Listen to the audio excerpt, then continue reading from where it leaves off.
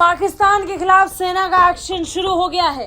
चुनाव नतीजे आने के साथ ही पाकिस्तानी सेना एक्शन मोड में आ गई है। किसी लोकतांत्रिक देश के लिए यह अपने आप में बड़ी बात है कि जिस देश की जनता अपने लिए सरकार को चुनाव कर रही हो, उस सरकार में उस देश की सेना नाक घुसा रही हो। पाकिस्तानी सेना प्रमुख आसिम मुनीर पाकिस्तान के चुनावों को लेकर ओपन लेटर लिख रहे हैं और ओपन लेटर लिखकर राजनीति पर लंबा चौड़ा लेख लिख राजनेताओं से कुछ आग्रह कर रहे हैं। इस ओपन लेटर में आसिम मुनीर हिदायत दे रहे हैं। अपनी नकली हिदायत का ढोंग रचने वाले पाकिस्तान के सेना प्रमुख बड़ी बड़ी बातें कर रहे हैं। पाकिस्तानी अखबार डॉन की रिपोर्ट के मुताबिक सेना प्रमुख ने एक संदेश जारी कर कहा कि पाकिस्तान की विविध राजनीति और बहुलवाद को राष्ट्रीय उद्देश्य से जुड़ी सभी लोकतांत्रिक ताकतों की एकीकृत सरकार द्वारा अच्छी तरह से प्रतिनिधित्व किया जाएगा।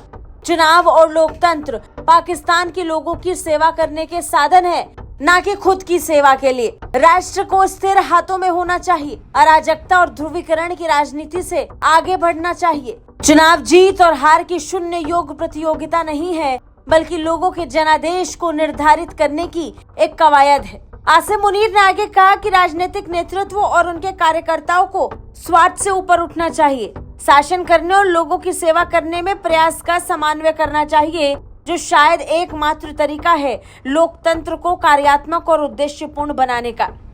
आसिम मुनीर के संदेश को देखकर ऐसा लग रहा है कि किसी पीआर प्रोफेशनल ने आसिम मुनीर के लिए इस चिट्ठी को लिखा हो। राजनीति के भारी भरकम शब्द, नीतिगत और साफ नियत पर आधारित ये चिट्ठी पाकिस्तानी सेना के व्यवहार के बिल्कुल विपरीत है। राजनीति में नाक घुसाकर पहले ही पाकिस्तान के सेना प्रमुख अपना असली चेहरा दिखा रहे हैं। जिस सेना को राजनीति से दूर रहना चाहिए, वो सेना राजनीति में घुसकर सरकार बनाने को लेकर कवायद शुरू कर रही है और स्थिरता की बात कर रही है। अस्थिर देश की सेना खुद अस्थिर है और सरकार बनाने के लिए स्थिरता के बड़ी बड़ी बातें कर रही है। सेना प्रमुख आसिम मुनीर यही नहीं रुके, उन्होंने इन चुनावों के परिणामों के बाद राजनीतिक और आर्थिक स्थिरता लाने की भी कवायद छेड़ी है।